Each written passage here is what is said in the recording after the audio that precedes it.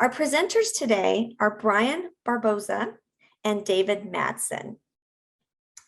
I want to thank our sponsor, Senior Services for Northern California. They are the philanthropic foundation of Sequoia Living, and the money that they raise goes to many of our programs, including our 2 senior centers in San Francisco. One is in the Tenderloin District, and the other is at Aquatic Park. The senior centers serve many low-income older adults, many who live in transitional housing, and who are food insecure. We provide hot meals and activities and social services for the people who attend our senior centers. And that's made possible by the donations that Senior Services for California raises. We also provide funding for ARP Experience Corps Bay Area, which is a program where older adults tutor school-age children to teach them how to be better readers. And then we have a resident services program where we have resident care coordinators work with people who live in affordable housing. And we have a wonderful intergenerational program, which you can learn all more about on our website, which is seniorservicesnorcal.org, which talks about how you can become a sponsor and a donor. So our presenters today are going to be talking about estate planning. And I want to do a little bit of housekeeping and review some terms. So the terms that we're going to learn about today, we're going to talk about advanced directives and something called a physician's orders for life-sustaining treatment. We're going to learn about living revocable trusts, last will and testament, and charitable remainder trusts. So today's webinar is about planning, and we need to be honest with ourselves. We are not all planners. Last year, I embarked on the process of making my own trust and last will and testament, and I used LegalZoom. It was quite a process. And I really learned a lot through it, but in retrospect, I wish I had watched a webinar like this before beginning. Now, regardless if you have already created your own trust or you're familiar with the process, this will be a good refresher for you as well. So let's go ahead and talk with our presenter, Brian Barboza, who's going to give us a general overview of estate planning, and you'll discover how to minimize this overwhelming feeling because many people put it off as long as they possibly can. Brian, welcome. Thanks, Lola. Thank you for having me. Of course. Thank you for joining us. We do have a poll for our audience. So I am going to go ahead and launch this poll. So which one of these avoids probate? Last will and testament or living revocable trust? Now, many of us may not know what probate is. Brian, do you have a short answer on what probate is? Sure. So probate is a court process. It's going to be a case that's filed in the county, Superior Court of California, in the county in which the person lived in at the time of their death. And the court is going to supervise the distribution of those people's assets to their heirs and beneficiaries. Fantastic. So we have so far about most people saying that it's a living revocable trust that avoids probate. Some people are saying it's the last will and testament. But let's give you viewers just a couple more moments to get your answer put in here, and then I will show the answers to everyone. All right. So can you see that on screen, Brian? I can, yes. Are they correct? 88% of the people are correct. Fantastic. Thank you, everybody, for participating in that poll. So Brian, I'm going to go ahead and turn this over to you, and you can share your presentation. Okay, wonderful. Just get this up here for everybody. Okay, so now estate planning explained. I'll try to do my best to make this entertaining for you, because at times, I guess estate planning could be considered a dry subject. However, I think it is important to note that the information that's in these slides and things that I say, please, these do not constitute legal advice. Please do not rely on these to your detriment. If you want to do estate planning or any other kind of estate work, talk to a professional, please. All right, with that little disclaimer, let me get going here. All right.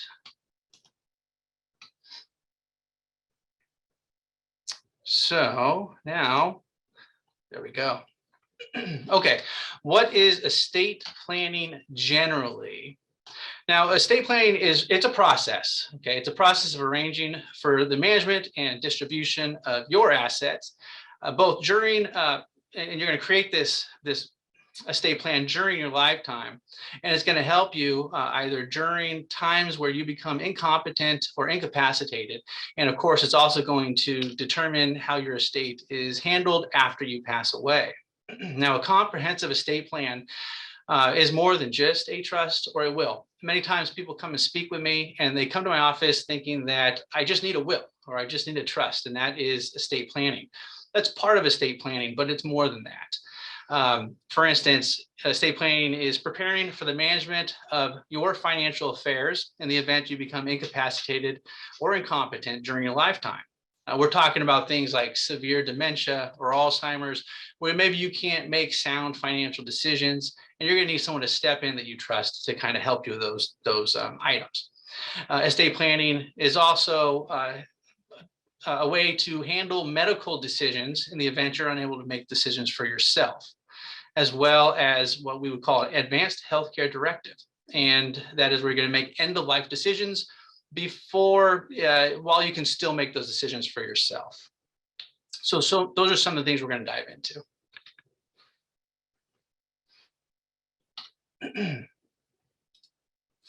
All right.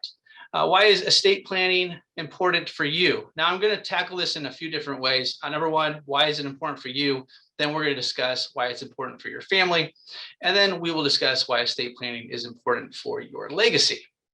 As in regards to why estate planning would be important for you personally, at some point, many of us will become incompetent or incapacitated, either for a short period of time or for a long period of time until eventually we pass away. And during those times, you will be unable to make sound financial decisions or manage your financial affairs. So an estate plan or estate planning will allow you to choose a person that you trust to manage your financial affairs. We're talking about things like banking, paying bills, even perhaps having to file a personal tax return for you or on your behalf during those times of incapacity.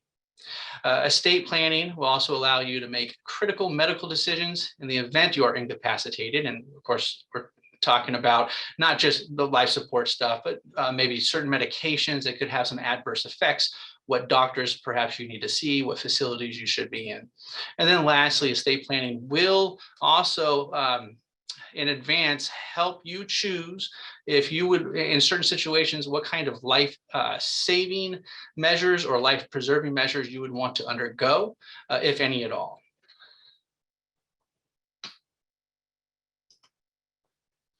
Now, the second component to this is your family. Why is estate planning important to your family? First, now I understand that the segment of the population I might be talking to today, this may not be a relevant issue, but a will allows individuals who have minor children to determine or designate who is going to be the guardian of those children in the event that the parent passes away while the children are still minors. So it's important to be able to pick maybe people you would trust to raise your kids for you. Maybe they can afford to raise your kids. Maybe they're in a location in which you would want your kids to be raised. And more importantly, maybe they're the kind of people that would instill the values that you hold dear and you would want your kids to be instilled with. So estate planning is good for that. In addition, the estate plan will provide your family with direction. So they're not going to have to figure out what your wishes are. And we could be talking about life-saving measures or things that you would want to do with your money. But it could also be things like, do you want to be buried or do you want to be cremated? If you want to be buried, do you have a burial plot? Where is it? Those kind of things. And so your estate plan, although some of those decisions may not be binding, it's important to at least capture your wishes and intent in an estate plan. An estate plan will also help your family, will provide your family with guidance as to who's going to handle your financial affairs versus who's going to make your medical decisions while you're incompetent or incapacitated. And let's face it, Not all children are created equally. Some are better with money, and some are more compassionate and would be better suited to manage your healthcare decisions. It may not be the same person. An estate plan will relieve your family of the terrible burden of deciding whether life support or other life-saving measures should be taken or continued. We call this an advanced healthcare directive, which I will talk about a little bit more later. However, I put a little caveat on this. If you haven't made these life-ending decisions ahead of time, and now your family has this burden of deciding to keep you on life support, for instance, or take you off, that could cause significant turmoil amongst your loved ones because they may not agree. And so if you've already made that decision for them, then you can potentially prevent that conflict from arising between your loved ones. Lastly, an estate plan allows you to provide an inheritance to your family in a manner that you see fit.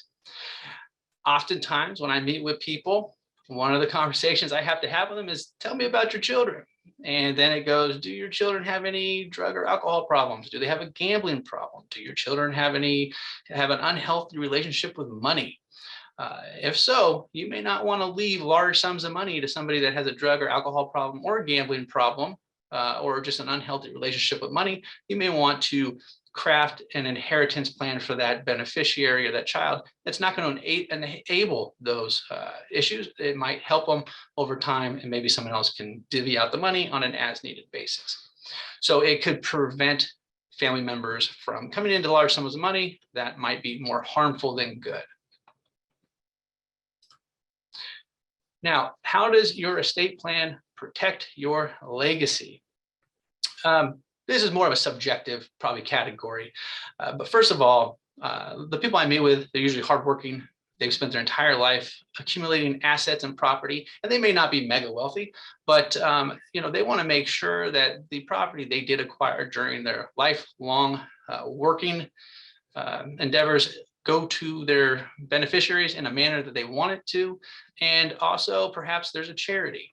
And so the people you're leaving money to, they're going to remember you. That's important. That's great. But it's maybe how you leave money to them. Or maybe it's a charity that is kind of in line with your beliefs, your personal beliefs and whatnot. And so you want to make sure that after you are gone, people are still benefiting from that property. And it's a good way of just kind of leaving your good faith back in this world as you are gone. In addition, your assets, including special gifts that may be sentimental in value and promote happy memories for your loved ones, you can specifically gift those to certain people through your estate plan. For instance, maybe you have a sword collection. I mean, I've seen it all: sword collections, gold coin collections, and maybe paintings that have sentimental value. And there's a particular person in your family who you want to receive that item. You want to make sure that your estate plan designates and describes that item, designates the person you want to give it to, and that the documents are properly effective. So the property will actually go to that individual. So estate planning, as far as your legacy, you can promote those happy memories by giving certain gifts to certain people. Lastly, as I mentioned, maybe you want your assets to go to charity because there's a certain charity that you believe will honor and promote your beliefs and good intentions, and you'll continue to help others even after you are gone. So that is a few ways that estate planning could help protect your legacy. Okay, so reasons people seem to put off creating an estate plan. It's interesting. I will meet with people and maybe a year goes by and they don't come back. And then all of a sudden, a year or two later, they show up and then they're ready to do their estate plan. And I'll be honest, we've lived through wildfires. We've now lived through COVID, and I have seen an uptick in people wanting to create estate plans because of their experience with these wildfires and with COVID. I think they're starting to realize that having your affairs in order is important. So creating an estate plan, why do people put off creating an estate plan? First of all, people do have a natural tendency to avoid thinking about their own mortality. Our inevitable death, we all are going to check out at some time. It's a very difficult thing to I guess, acknowledge and to think about. Also, people just have this kind of natural optimism that they are going to live for a very long time, and they don't necessarily consider dying of things that are not natural causes. And with that mindset, they also believe that they have time to do it later. And again, with COVID and these wildfires, I've noticed that that mindset has changed a little bit, at least in this region. Estate planning does seem complicated and confusing, and in some instances it can be complicated and confusing. And also they don't know where to begin. Do you contact an attorney? Do you try to do it yourself? Those are things that people have to consider. They also are concerned that it will be expensive if they have to use the help of an attorney. And lastly, there's just a general unawareness of what estate planning is. However, hopefully at the end of this seminar, you will not have that problem. You will at least have a general understanding of what estate planning is. All right, so those are kind of like the broad strokes, the bird's eye view, but kind of let's start digging into the weeds and more of the granular aspects of estate planning. All right, so first of all, there are generally going to be two types of estate plans. This is, I call the first one a will-based estate plan, and then the second one I call a trust-based estate plan. Okay, so let's say you're going to meet with an attorney. One of the things you're going to want to know is, do you need a will or do you need a trust? And so we're going to contemplate whether or not a will-based estate plan is in your best interest or a trust-based estate plan. So a will-based estate plan incorporates the following documents. Of course, you got your will. Then you have what's called a power of attorney for financial decisions. And then you will have an advanced healthcare directive, which also functions as a power of attorney for healthcare decisions as well. Okay.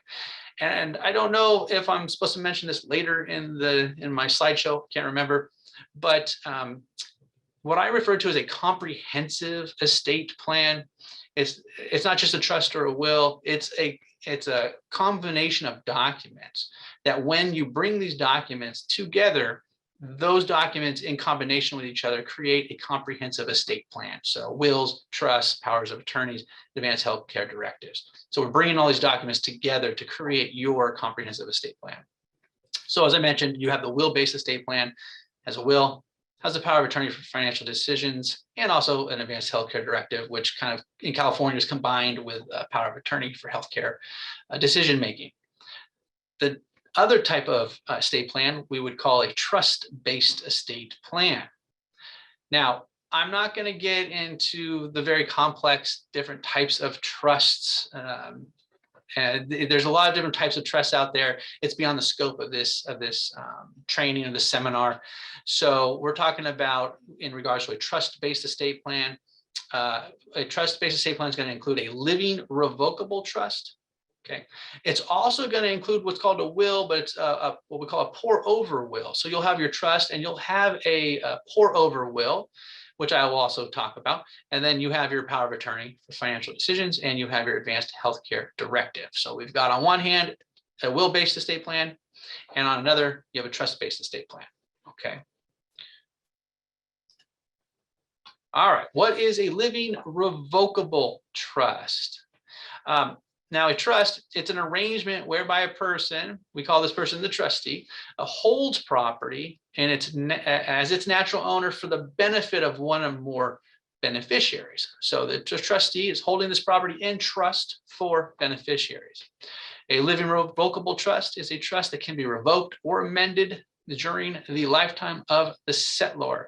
Now, I'm using the term settlor. It's a legal term that refers to the individual or individuals who created the trust. The people that create the trust are the settlors. Okay, they're the ones who have the property before the trust is created. They create the trust and they put the property into the trust. Those are the settlors. The creator of the trust is called a settlor.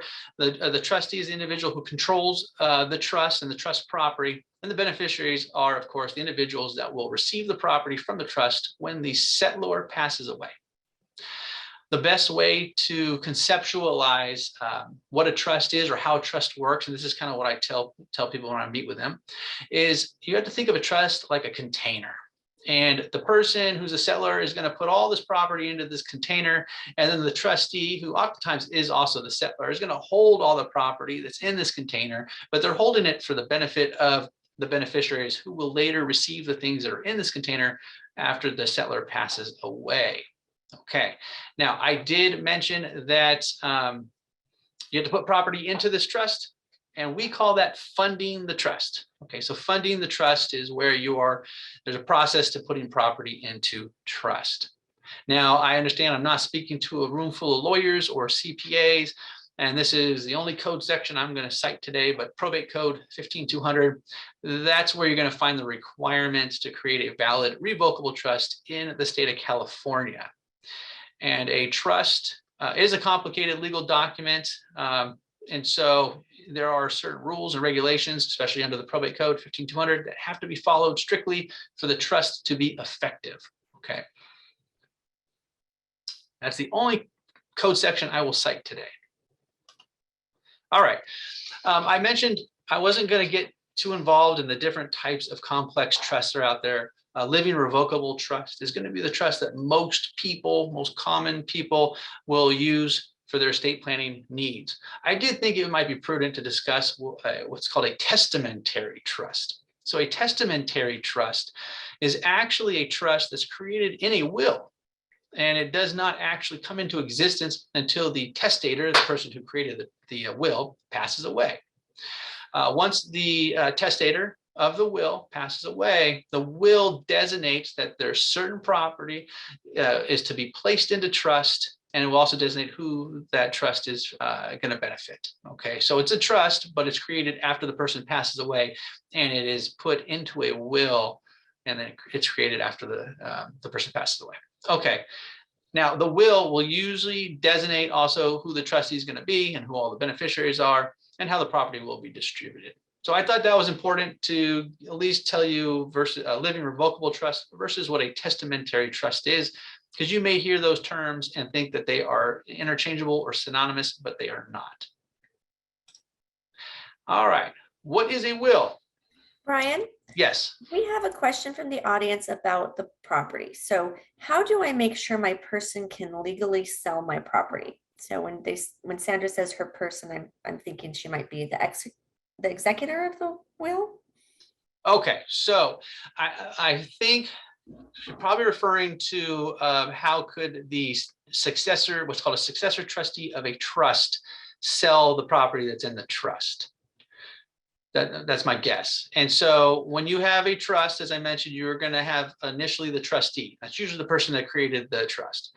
But the trust is going to designate what are called successor trustees. Those are once the settlor passes away, which means now the trustee is no longer alive, you have to have a successor trustee already named who's going to then take over the administration of the trust. So long as the property was properly placed into the name of the trust, then the successor trustee will have the authority to sell that property. Hopefully that makes sense. Thank you, Brian. You're welcome. And a little side note to that, if you have real estate and you don't have a trust, but you have a will, that is going to have to go through probate. And the executor of the will is going to be the representative in the probate case. And once the court recognizes that the will is valid, and once the court recognizes that the executor of the will is the proper person and gives them the authority to sell property, then the executor of the will be authorized to sell the property. Okay. Hopefully that wasn't too confusing. Now, there's a couple of major components to a will for it to be effective, and this is not all inclusive. There are probably some other ones, but these are the broad strokes. A will must be in writing. I recommend it be typed. It really should be typed. A will must be witnessed by 2 or more people who are not beneficiaries of the will. What I mean by that, by witnessed, is the person who created the will, when they sign it, there has to be 2 witnesses to witness them sign it, and then those witnesses have to sign verifications that they witnessed the signing.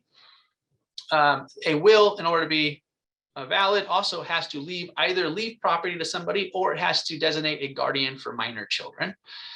The person who creates the will, the testator, has to be 18 years of age or older, and the testator must be of sound mind, and the testator must execute the will under his or her own free will, freely and voluntary. There's a lot of litigation that will come up, unfortunately, after you pass away if these formalities weren't followed and someone feels like they've been kind of shysted and didn't get what they feel they deserve. They would file an action saying the will is not valid, and they could say you were under undue influence during the time of creating the will, or it wasn't properly witnessed, or you weren't of sound mind, and amongst other things. So will disputes do happen. They can get really, really nasty. So when you create these documents, the trust, the will, you really want to make sure you are creating them correctly.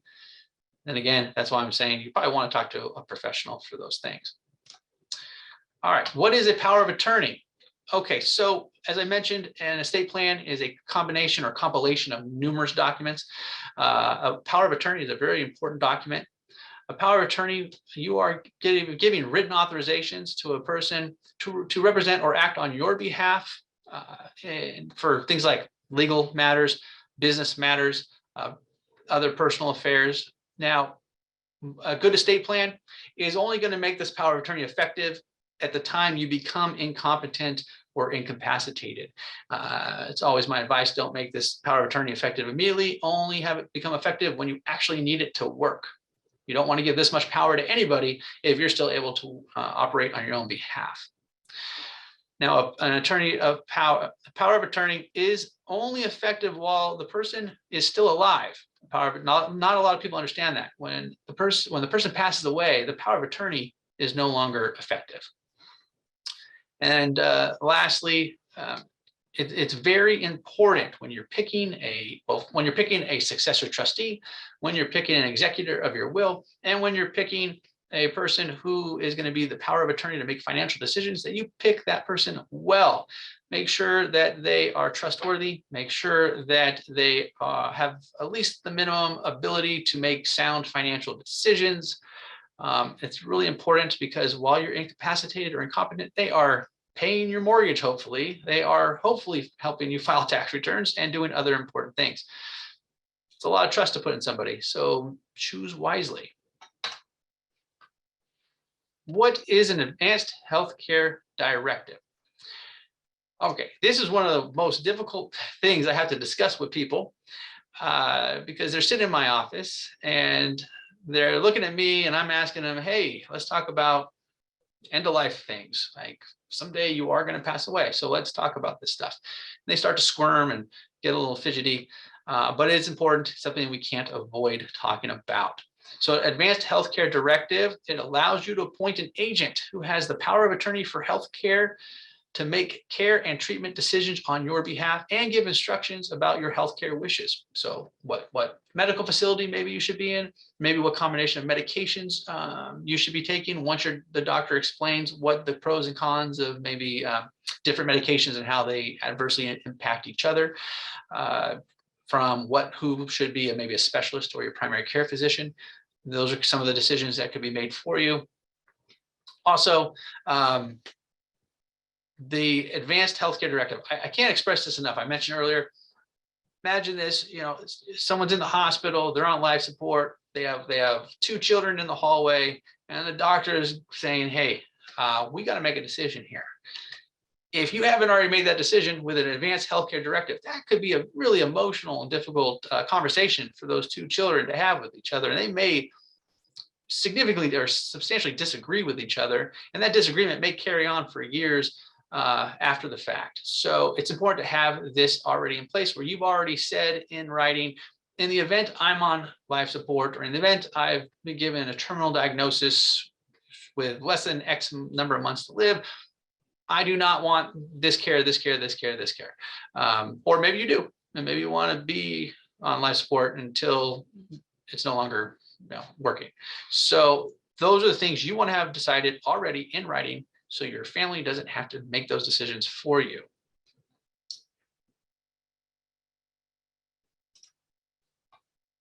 All right.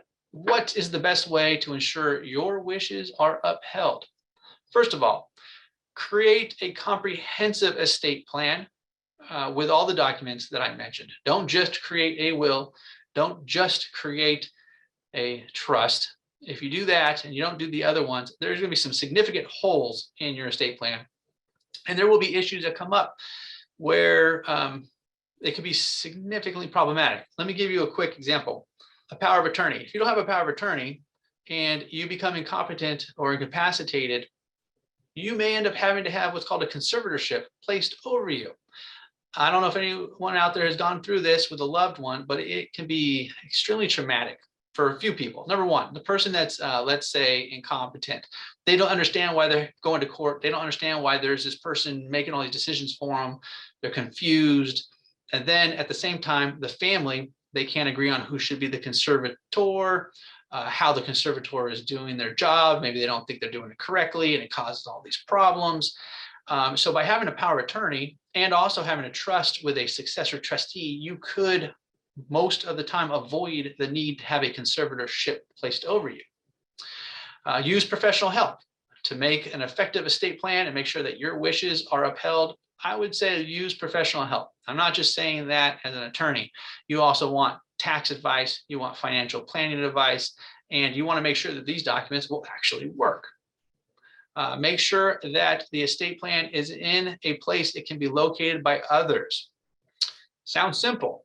If you have this beautiful estate plan and you put it in a safe and no one knows you have the safe and the safe is locked up, your estate may end up going through a probate and no one knew you had a trust. That could be a problem. Or no one knew you had a will. That could be a problem. So make sure that the estate plan, that whoever's supposed to take over, like your power of attorney, your successor trustee, they at least know where to find your estate plan, and it is they can actually get their hands on it. So that's important.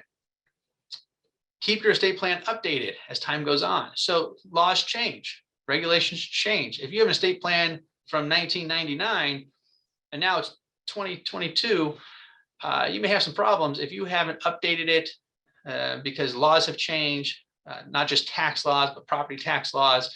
Maybe you have grandchildren now that you want to include in your estate plan, and maybe you haven't taken the time to actually include them. Oh, another thing about making sure your estate plan conforms to your wishes is if you plan on disinheriting a child. A lot of fights in probate court and in just civil court happen when you disinherit a child. If you plan on disinheriting a child, make sure you have a lawyer write the documents, because it just creates a buffer. So litigation is more difficult for that child to be successful in. All right. What happens if you pass away without an estate plan? This happens quite often. I don't know the percentages, but I know there's a lot of percentage of people that do not have an estate plan. If you pass away without an estate plan, which means you pass away without a will or a trust, that means you died intestate. Okay, intestate is the legal phrase that we use for passing away without a will or a trust. If you die intestate, what results is your property will be distributed to your heirs according to the intestate laws of California. Notice how I use the word heirs, not beneficiaries. Beneficiaries are who you specifically designate in your will or your trust to receive an inheritance. Heirs are people who are legally in line to receive your property if you don't have a will or a trust. If the combined value of the property in your estate totals more than $184,000, then your estate must be distributed through a probate process. Now, there's some property that doesn't go into that equation. If your combined value of your estate is less than $184,000, then whoever is going to be in charge of administering your estate may be able to use what's referred to as a small estate administration. However, sometimes it's still difficult and you still have to file a probate action of sorts.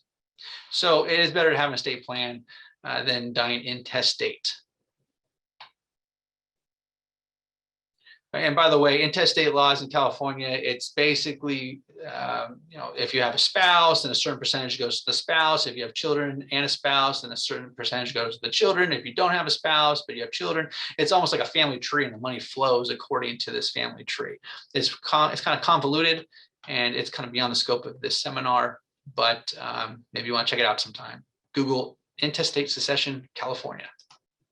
Brian, yes. One of the questions Bianca had is what is a testator? Okay, that is the individual who creates the will. Okay, So, and then Robert asks, what's a durable power of attorney?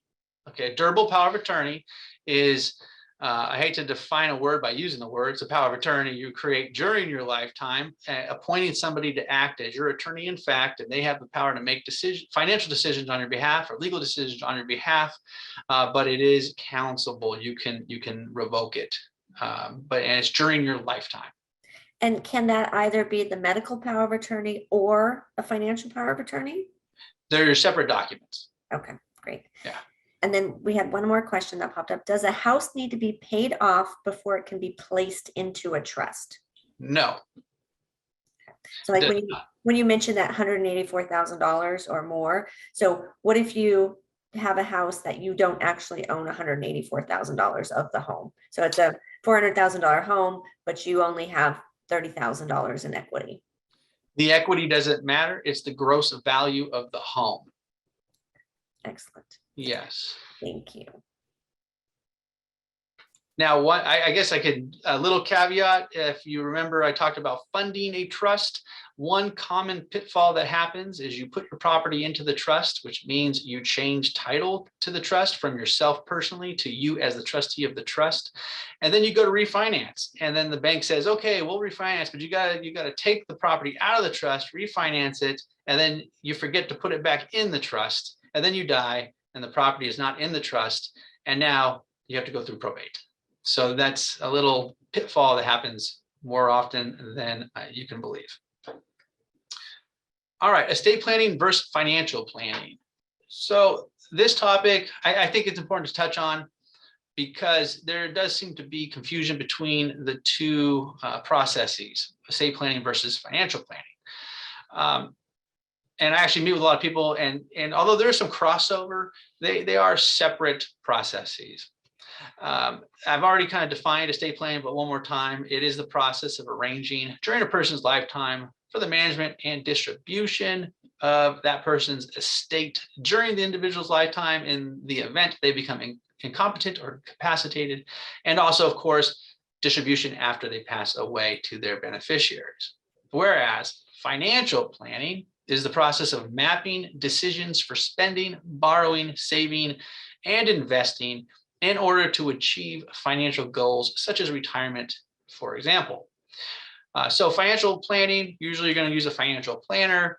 They're going to be licensed to sell commodities like stocks and mutual funds, bonds, and they're going to be able to talk to you about different life insurance products and help you get to your financial goals. Maybe you want to have $1 million, in your IRA or 401k or investments by the time you reach a certain age.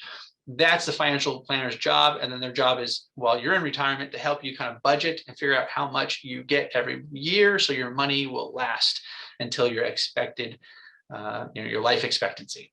Whereas estate planning is really for distribution after you pass away, and also to manage your financial affairs in the times you become incompetent or incapacitated. Now, ultimately, financial planning is for financial stability during one's lifetime, and estate planning is planning for the end of life issues. So that's another way of kind of bifurcating the two areas from each other. All right. Why experts in estate planning, tax planning, and financial planning? Now, this is not a sales pitch. I am not trying to sell my services to anybody. But I do believe it's important to have professionals when it comes to things like estate planning, financial planning, and tax planning. Primarily because these topics, estate planning, tax planning, financial planning, very complicated. It's very complex matters. There's a lot of different issues and pitfalls. And let's be honest, as the saying goes, you don't know what you don't know. I'm not a tax professional. I would never in a million years try to give anyone tax advice, and I would never in a million years try to figure out my own tax problems. I'm not a financial planner, so I would not try to become my own financial planner. I personally have financial planners because I rely on them to know what the heck they are talking about. There can be some significant, harmful, and irreparable problems if estate planning, financial planning, and tax planning are done incorrectly. So let me give you an example. Let me just off the top of my head, estate planning. I kind of mentioned one. If you have a trust and the home was in the trust, and then your lender said, if you want to refinance, you got to take the property out of the trust. You did it. They gave you a new loan, and then you just forgot to put it back in the trust and you died. Now that home has to go through a probate process, which is expensive, attorney's fees, administrative fees, and it will delay significantly how long it'll take for your heirs to get money from your home after you pass away. So that's one example of mistakes that can happen if you don't use a professional. Estate planning laws, tax laws, and financial planning regulations, they're also constantly changing. And so establishing a working relationship with a professional will allow those issues to be dealt with on an ongoing and continuous basis. So there can be sometimes significant changes in the law. And if I've done estate plans before those changes went into effect, I'm calling those clients and I'm saying, hey, there's an issue here. The property tax laws just changed. Let's revisit your trust or your will, and let's determine if any changes need to be made. Or maybe you have a life event. Maybe you have a new grandkid and now you want to leave something to that grandkid, or you have a grandkid and they're really showing a high aptitude for education, and you really want to make sure that grandkid goes to college, and you want to stick money into the trust specifically for that grandkid to go to college. But you haven't yet done it. You would talk with your attorney, have them do some sort of amendment or something, and add in a clause that you're going to give so much money to that grandkid for college. That's just an example. And by the way, if you have changes to make to your trust or your will or your estate plan, when people call me about that and it's an estate plan I haven't done, my first question to them is, why haven't you contacted the attorney that did it in the first place? It's usually easier for the attorney who originally drafted these things to make amendments. So that's usually what I ask people or tell people to do. Well, I guess I may have just hit the end of my seminar. Thank you, Brian. I want to turn over the conversation to David to talk about charitable remainder trusts. David. I'm just going to comment briefly on charitable remainder trust. I want to thank Brian for his excellent presentation. And Senior Services supports Sequoia Living by raising and managing its charitable donations. And charitable trust is one way of doing that. We get a variety of gifts. You know, the simplest gifts are coming through bequests and provisions in living trust. Those are very simple transactions. Another very simple way to make a gift is to make a charity of your choice a beneficiary of your IRA or another retirement plan that you have, your bank account, your insurance policy. These are things that you can do through direct beneficiary designations that don't require amending your living trust or your will. But in charitable remainder trusts are a tool that we use, particularly for people who are moving into one of our residential communities, like the Sequoia San Francisco or Portola Valley or Viamonte or the Tamalpais, where an individual is going to be selling their home in order to pay the entrance fee to move into into their new home at one of our communities. And the value of the charitable remainder trust for that individual is it does three things. One is it provides income for that individual, and if they're married or have a partner for that life for that individual as well. And that's a minimum of 5%, and it's negotiable up from that, but it's generally about 5%, sometimes 6%. The second benefit is you avoid capital gains taxes on the portion of the property that you put into the trust. And that's a great relief for many people because many people have a lot of equity in their homes. I had a woman recently who bought her house for $500,000 with the improvements included, and she sold it for $2.6 million. So after her exclusion for her as a single person of $250,000 and the exclusion of the cost basis of $500,000, she still had over $1 million subject to capital gains tax, which between federal and state taxes would be about 30%. So you avoid capital gains on the portion that goes into the charitable trust because we're a nonprofit tax-exempt organization. And you receive a charitable gift deduction for the remainder interest of the trust, the portion that's available to the trust after the person passes away. Generally, that deduction is around 50% of the value that goes into the trust. And that charitable deduction can also help offset the capital gains taxes that you have on the portion of the real estate that you retain. And the most important thing of doing this is you have to do it before you sell the house, and ideally before you list the house for sale.